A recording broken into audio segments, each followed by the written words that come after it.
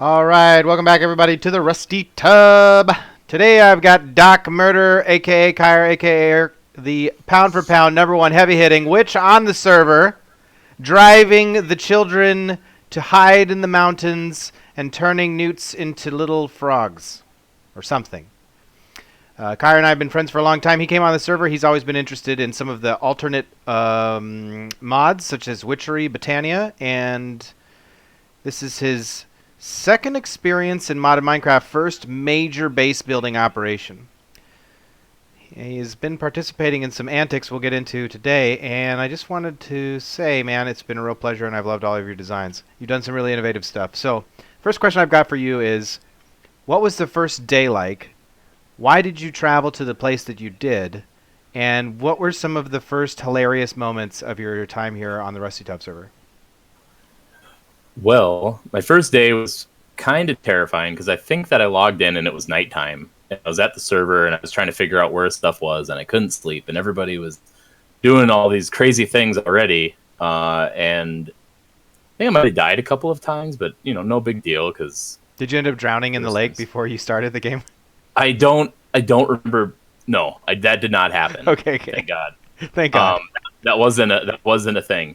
So I wanted to kind of be close to spawn, but not too far away. So I just looked for the nearest mountain, not even knowing it was a mountain biome, and just started mining in there. And I got some emeralds right away. And I guess that was a huge secret because C Gamer was like, "How you're so weak? Not weak. He didn't use those words, but you're not advancing. You have way more emeralds than me. What is your secret?" That's right. Totally. Because the different biomes have different emerald distributions. And if you get into one of those mountain biomes, you can actually find them. That's funny. Yeah. So, take me on the path to your base while you explain some of that other stuff. Or what's your thoughts? Okay. So my base. Oh my gosh, where is my? You're heading in the right direction. My waypoint. Okay. Home. I see it. It's not too far away. Bear with me. I'm flying on my broom. I didn't want to. I see those icy slippers you're wearing too, and your glowing pants. Well, those are just enchanted stuff from the Twilight Forest. Okay, cool.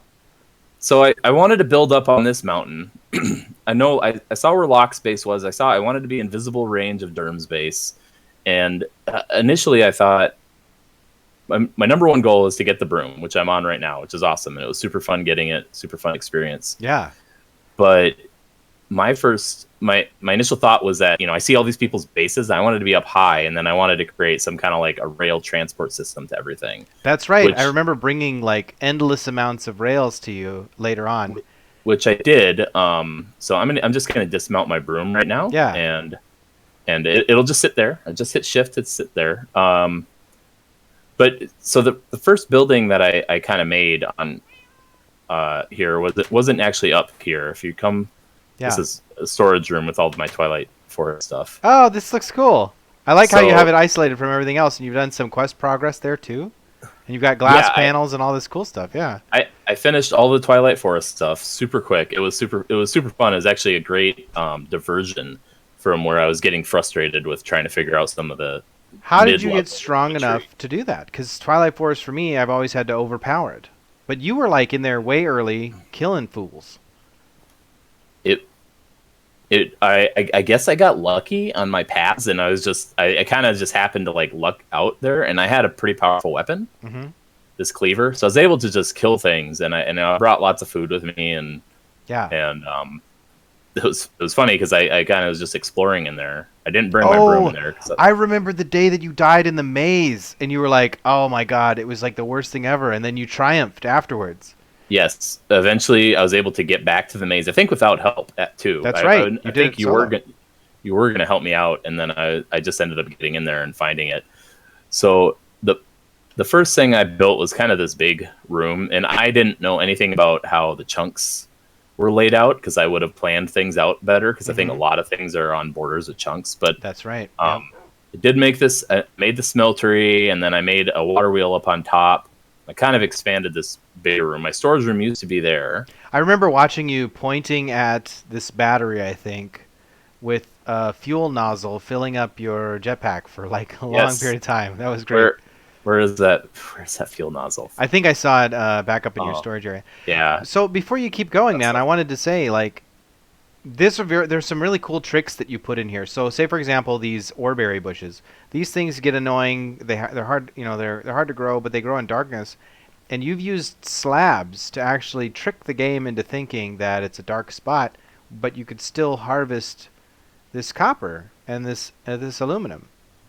Yeah, I was looking up stuff on golems and how to like get golems to harvest ore berries, and then I just happened to see somebody had an early game trick on ore berries to do this, and I'm like, oh, that's awesome. And Yeah. so, I mean, the base isn't symmetrical. It's not like perfect. It's kind of ugly and whatnot, but it functions for what I need it for, and everything is pretty manual in here. I don't have too many automated things. Mm-hmm. I was kind of getting there because I have the water wheel up top, Yep. which that completely fills. So this is all refillable. So it takes a long time for my assembly table to make anything. Yeah. But I don't have to worry about RF for that, and I do have some RF stuff to make some more complicated things. But you were mostly like using my metal press. Yeah.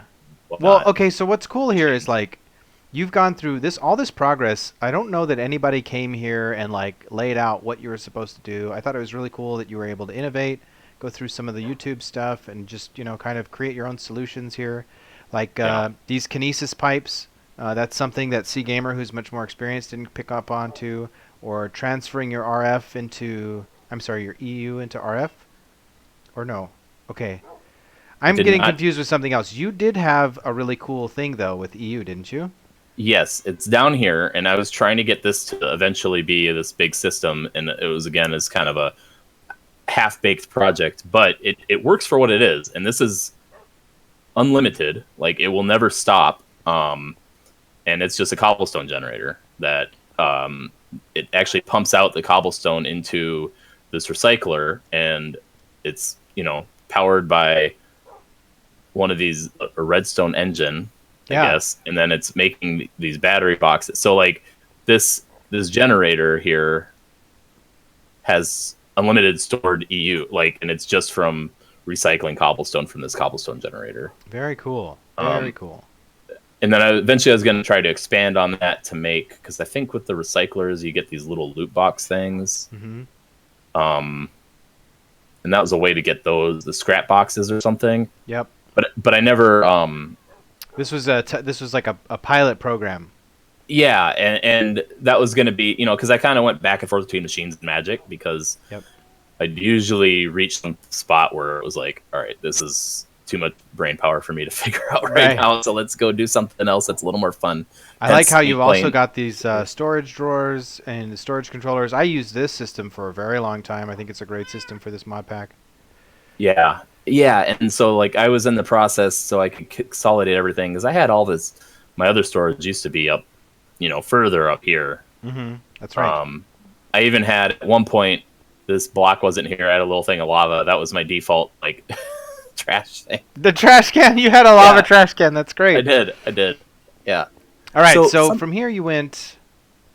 Where? I was gonna say I did grab some. Okay, so I made the storage system. That was all fun and everything. So then, if you follow me down here, this is something that you helped me out with pretty early on, and that was getting these ender lilies. Oh, that's seeds. right. Yeah. So I started. That's kind of my passive farm for those. What's all this back here? This is a mob that was back here, I imagine, and you have this. Yeah. So I had a hobgoblin back here. He disappeared, and I think that's because I killed him. Yeah, there was a witch in here, but she disappeared, and she also got axed by my commands too, because I had. Oh, okay. So that my mob farm got out of control and was okay. That was scary.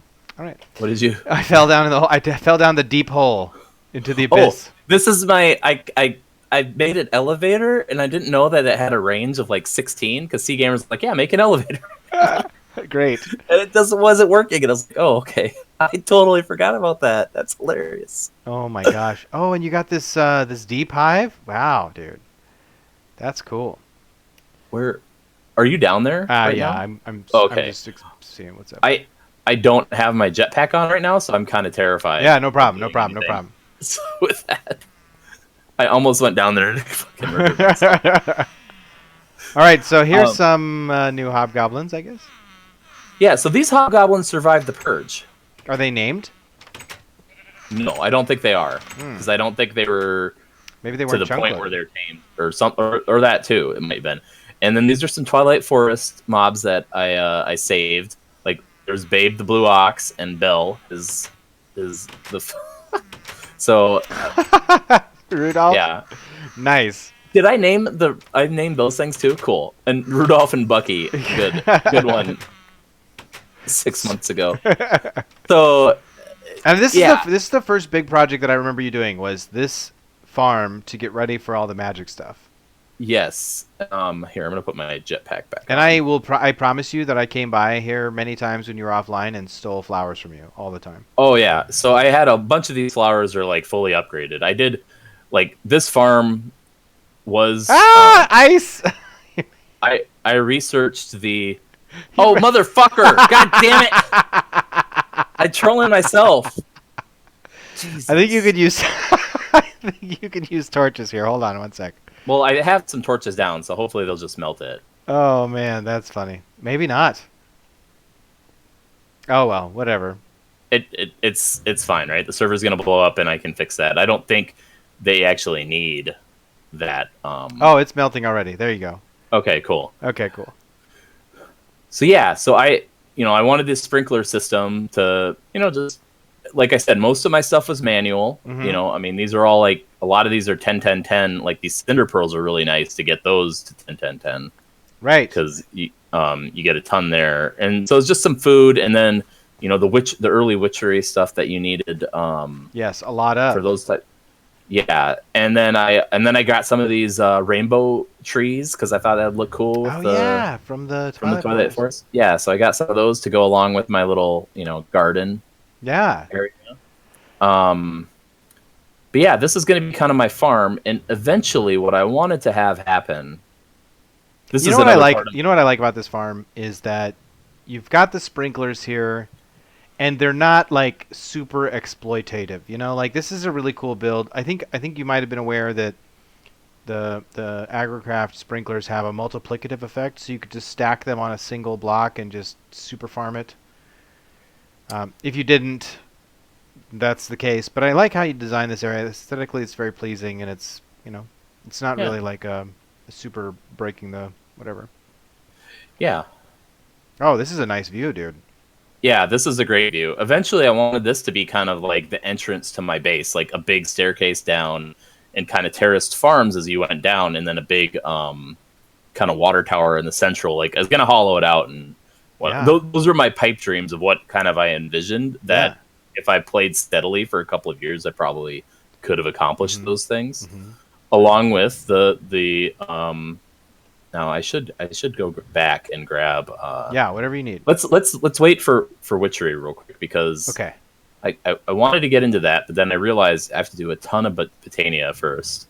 And okay, so this thing here that you've made is a product of needing mana to get into witchery, right? Yes. So I wanted a son of a bee. Something. So I don't know why this thing got broken after I was here. So this mana pool eventually drained. So my portal closed. Not a big deal. I think I can open it pretty easily. I'm not. Oh shit! What did I just do? Well, it doesn't matter. It'll be fine. Yeah, whatever. But you did have a self-sustaining mana setup, and you did it Nobody helped you out here. You invented this whole system by yourself, looking at guides and stuff. So tell me how this works briefly. So briefly, the system works by it uses lenses. It uses a Bohr lens that goes through here, and it kills these trees. So there's flowers called agrocarnations. They help the trees grow faster. There's a flower called a ranuncarpus, and it will grab seedlings and plant them on whatever type of block you say to plant it on. So I have them programmed to plant on dirt.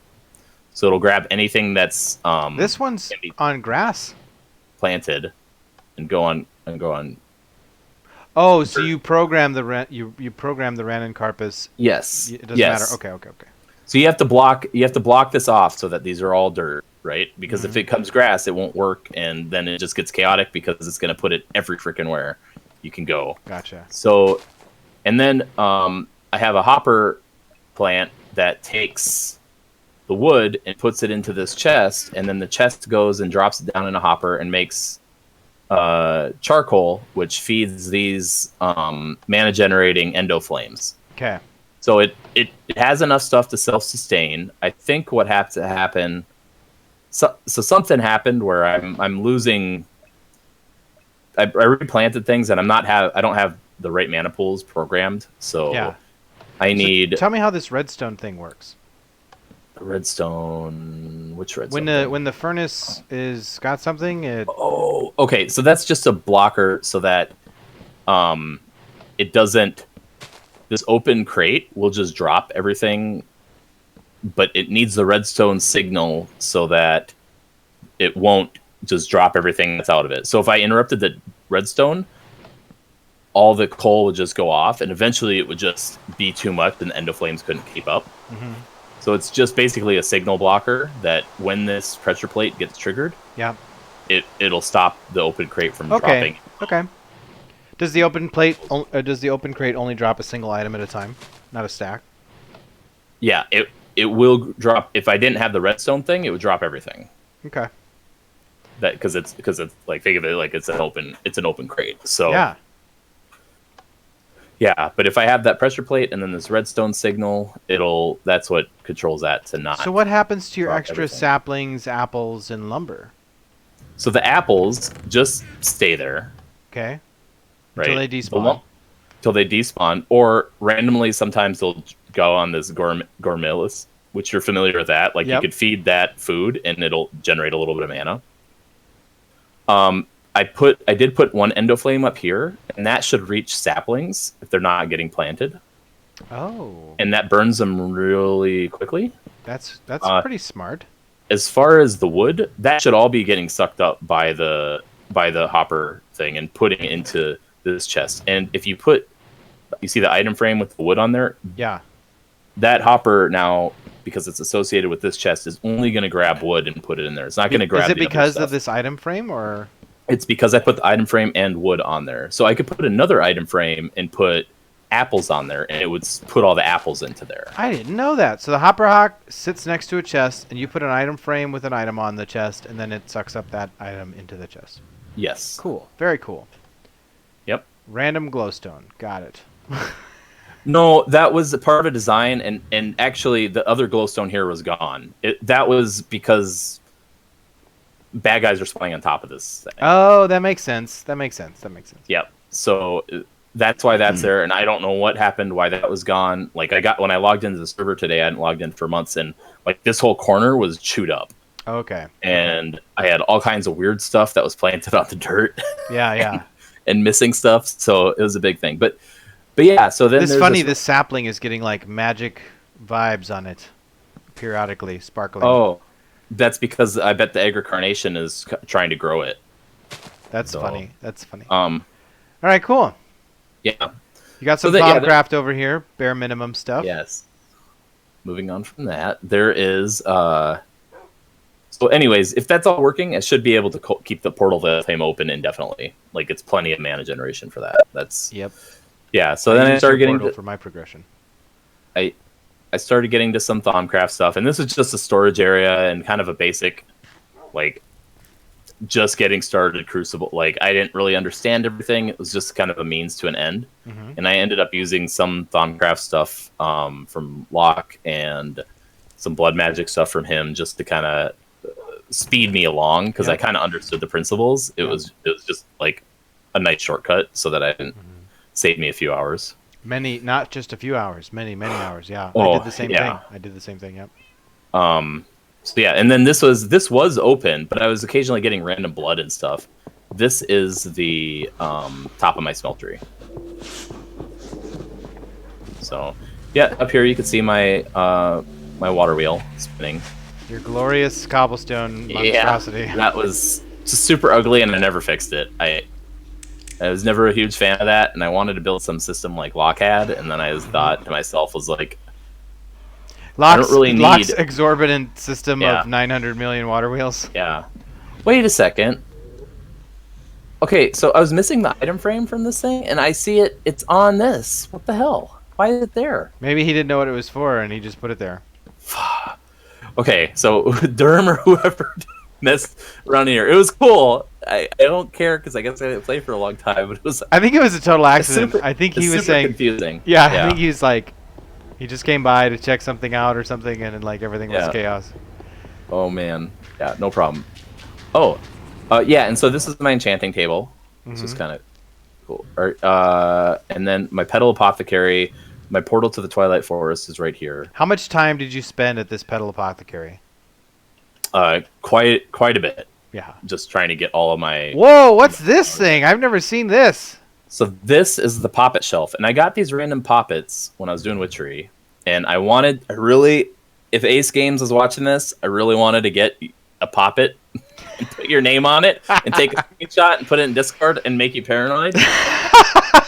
But I wasn't ever going to do anything. I was never going to be maliciously like... He literally moved... Ace Games literally moved his base. He told me about during his interview. He's like, I had to move my base into a secret underground bunker once the witch moved in on the mountain nearby. Oh, man. Yeah. Yeah. But I was reading somewhere, and I never got to verify it. And I think if we had a healthy enough population, this poppet shelf, supposedly, if you put one of these out and you put and you name it. So if you can look at the poppets, I think, and if you right click on it, you can see the poppets, and you can kind of hover your mouse over to see who they're bound to. Yep. One's not bound, one's bound to me. That apparently functions as a chunk loader. I did read that. That's right. Yep, I did read that. So if that person is online, so if I was off in the Twilight Forest doing whatever, this chunk would be loaded because that's there. Is it inexpensive? I believe so. Once you're at the base level that I am, stone. You gotta have diamonds for that. Yeah. So yeah, that's maybe cheaper than a world anchor. I think so, but I mean the limitation is that it only works when somebody's online. But if you're online and want to do stuff in different areas and want to keep your stuff going, but you could also make that like that's nice to have that application because there are some times where you only want to have chunks loaded while you're online. Yeah.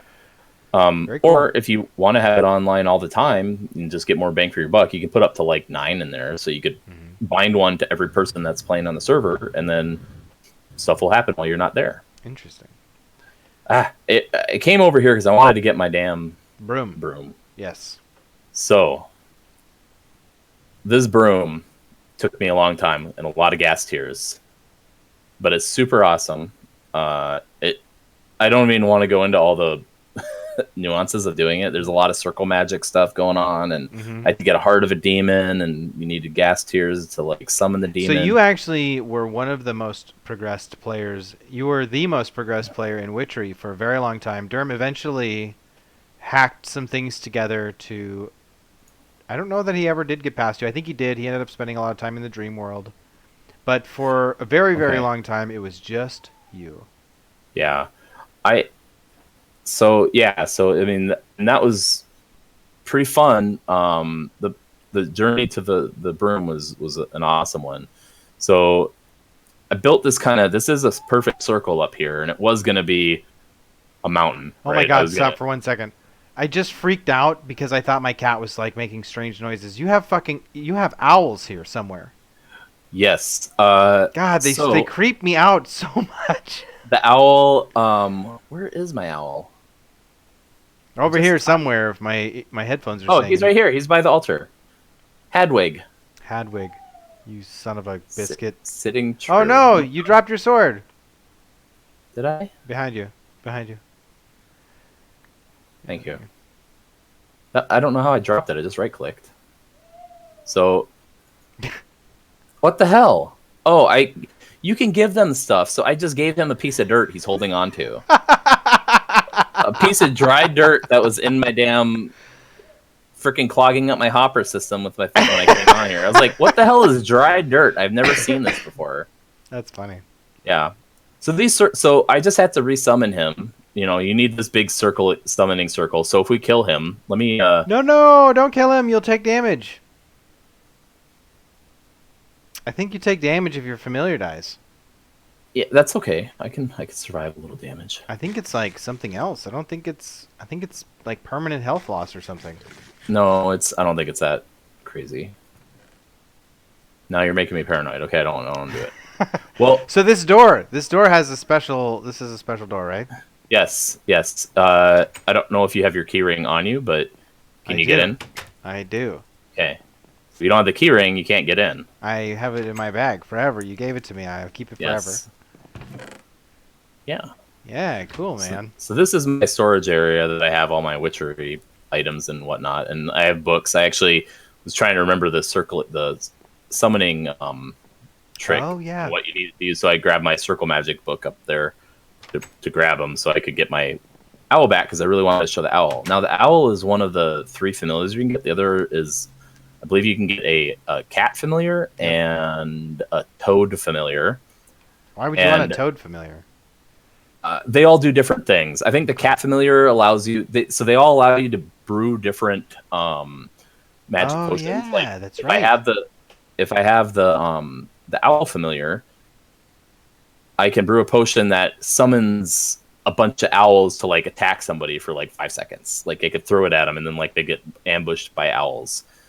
I think the cat one is some kind of a thing where you can lay a trap and it like will make somebody jump way up in the air uncontrollably.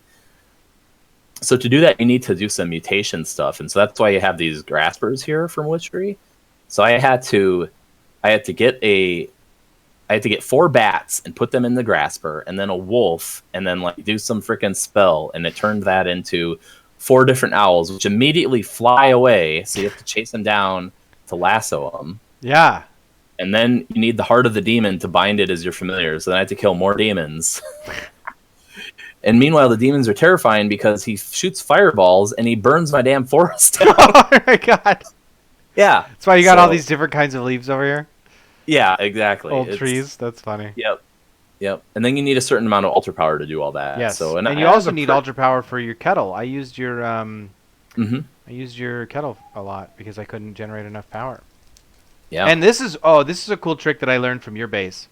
You have a world, what is it called? A world interaction upgrade on this pool of water pushing into this witch's cauldron, and so you never actually have to fill up your witch's cauldron again ever.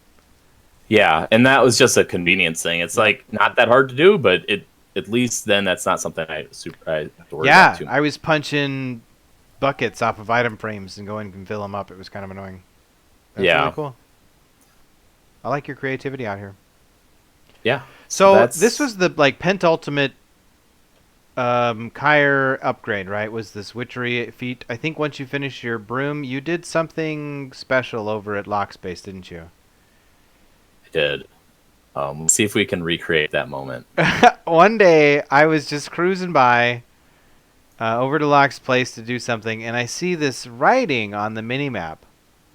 And I'm like, what the hell is going on here? And it looked like a lazy ballet in the ocean. And I thought, what the heck?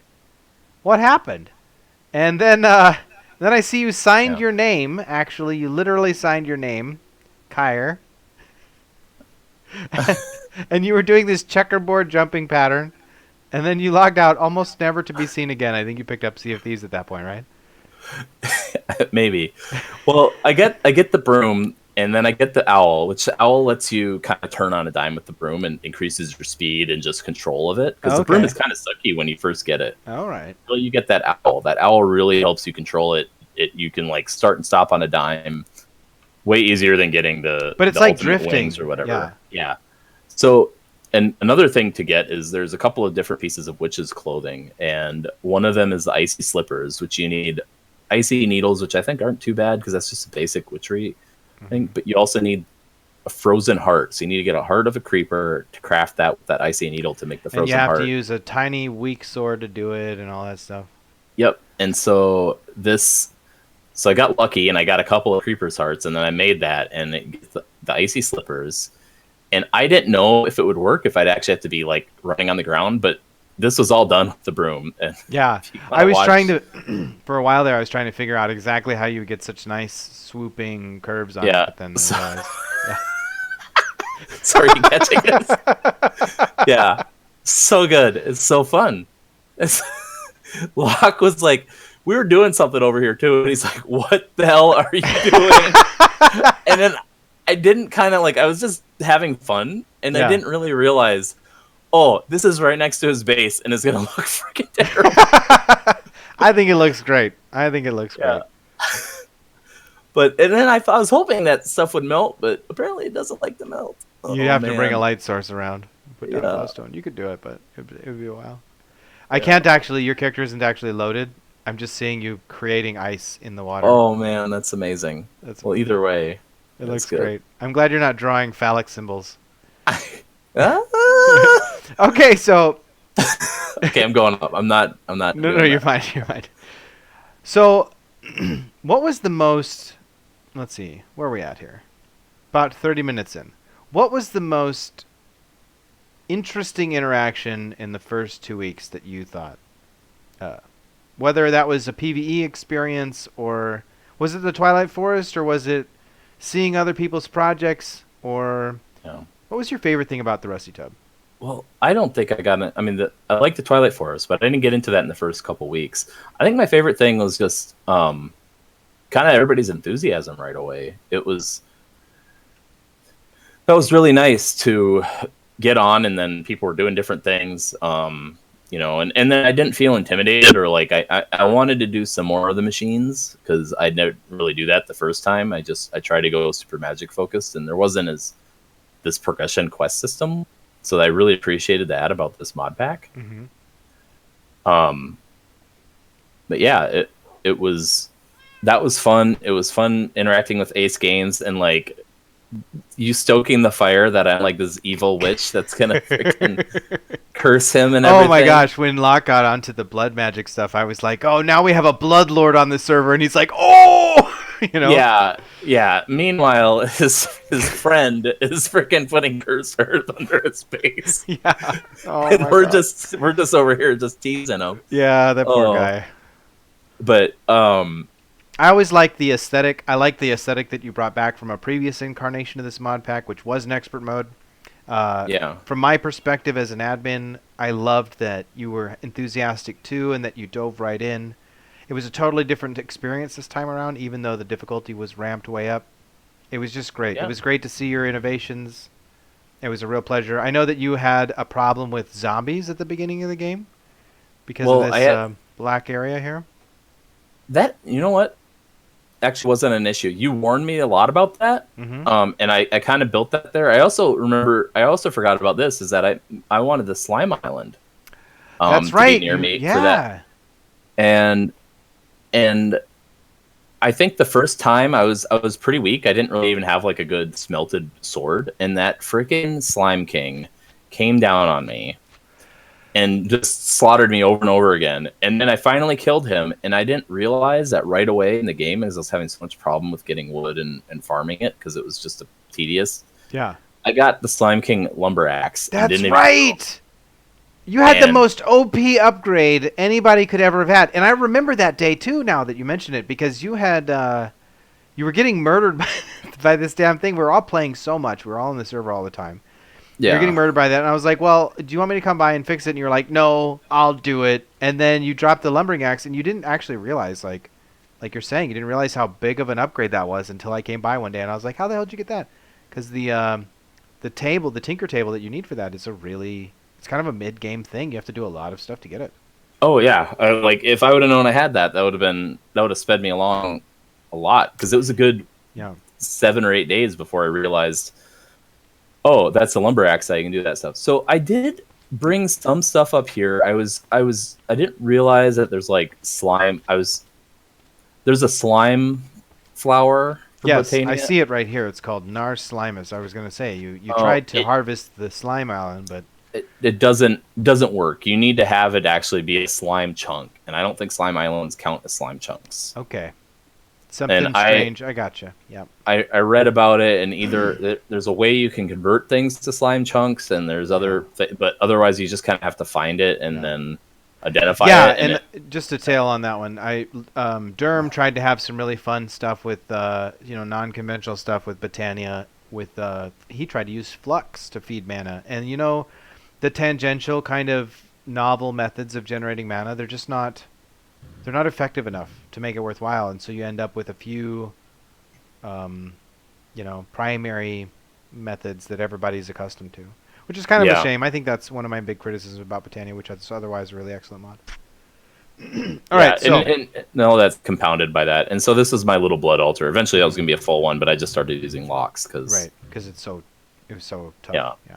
But yeah, I had a lot of fun. I think I wish I wouldn't have been so scatterbrained / non-committal and kind of really finished projects. I was at the point where when I got on, what I wanted to do was just to aesthetically make my base look better rather than these big open things. And I think you've achieved that effect. I mean, the polish isn't there, right? But you've got the design implementation, and it looks great.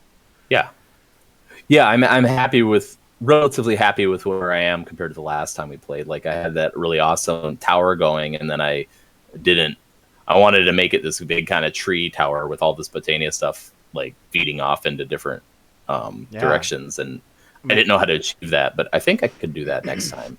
I think that makes sense why you were going into the Twilight Forest and all that. All right, so man, 3 things that you liked after the fact. After it's all said and done, what are your 3 favorite things? If you can't think of 3, that's great. And then 3 things that you would like to see different on the next iteration of the Rusty Toad. So 3 things that I liked is, again, that sense of community. Everybody kind of helped each other when they needed to. There wasn't really too many people that isolated themselves far away from everyone. What are you talking about? And, Steve? Yeah. No, well... I'm teasing, go on. So that did that. But for the most part, we all played. Oh, hey! Once you finish finish the list, I want you to show me the underground tunnels. The tunnel to the tunnels. Yeah. Okay. Yes. I did want to get to that too. So I like that. I like the quest progression system. That made it. It helped me learn because I had to learn things at different times rather than super hard focus on one thing. Mm-hmm. So I got a broader experience for personally. Mm-hmm. And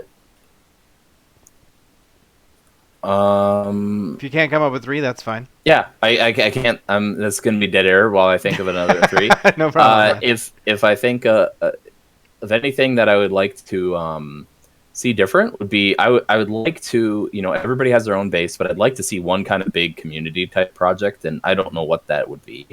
If it's a trading hub or we have a community smelter. I don't know how to balance that with where people are going to be at and where they're going to you know what I mean? Like if somebody is this where am I going? It might be something like, and in the past I've had an idea of everybody. Okay, so there's only a single problem when you have a high trust system like that, is that some people will, they won't like mining. And they won't like getting resources, but they want to build. And so they'll just log in, and they'll use the resources, and then they'll log out. A balance to that could be every person has their own private storage network, but you try to encourage people to have a centralized location where they build stuff. And so all the machine infrastructure comes there, and then eventually when you get overpowered, so you have so many resources, the people who like that can have whatever they want to do, whatever building they want. Right. Yeah, and that's kind of what I was thinking. I mean, I feel like there was some people that really progressed quickly. Like I never got to the mining dimension, for example, right, and did any of that. And I think that was fairly people were on that day 1. Maybe it was C Gamer. It wasn't me. Okay, so what's this mining cart? So this is the way to get to Oblivion space from here. How do you start it? Oh, well, you just move forward a little bit, and then all these are powered rails, so it'll just power you through. As long as something's not broken. All right. So you and Oblivion conspired together to make a rail between your bases underground. Yeah. There was another path along here somewhere to get to lock space too. I'm sad that you didn't make this a beautiful subway system. Yeah. Well, I mean, it's the works are there, but yeah, I mean that was another possibility of things. This it goes under Derm's base, I think too. There's a couple of big caves that are right underneath Derm's base. Okay. In fact, I think I see a teardrop thing. I don't know if that's the gas or not. That might be.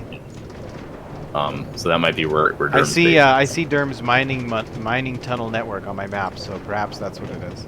Yeah. Oh, that's the tunnel for Locke's base. All those torches. Yeah.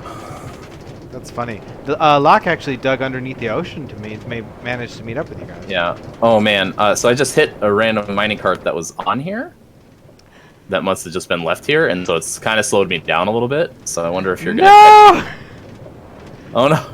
Oh no! Oh no! Oh, no, it's stuck. Oh, wait, no, it's going. Oh, no. Thanks. I think you're the last thing that pushed me in there. Did we make it all the way to the end? We did. This is it. And so then this is Oblivion's base. He made a little arrow to go that way, and then you walk up and here we are. And here we are at Oblivion's base. I hope that I get an interview with him so that we can go through the same stuff with him. Yeah. He definitely has a Mine of Moria vibe with this this waterfall, this hydro dam that he was setting up. Looks really cool. Yeah, I didn't see. I think he got on a couple of times and did some more stuff that I wasn't a part of, but yeah. Yeah. Oh, that's Oblivion's head. I thought I would have laughed really hard out loud if that was Ace Games. Poor guy. Well, all right, man. Any last remarks about the server experience? No, it was great. I can't wait to have some time to do another server type experience, and hopefully it'll be, basically, if we have a few options on stuff, it'd be cool to kind of get the pulse on what people want to do. I mean, I like this quest system. I don't know if I'd want to do something super crazy hard. Sure. But maybe a little harder, but nothing like where you have to start with one block and have to. Oh, like a sky block. Yeah. The sky block thing. I'm definitely strongly considering Enigmatica 2 for patch 1.12.2, I think it is, and it has an even more robust quest system than this game with a slightly different set of mods in a new version. You'd have to learn how to do a couple new things. Witchery's gone, unfortunately. That's totally fine. It won't be a distraction for me then. Oh, funny. But there are plenty of magic mods in there, but yeah. Yeah, man, it's been a total pleasure to have you. I'm going to cut off the recording now, and we're going to get this interview up on YouTube, hopefully this winter, and then maybe, hopefully the end of the summer. And then maybe we'll actually do a server this winter, depending on how our MMO experiences go. For sure. Thanks a lot for your time, man. Yeah. Have some apples. Bye.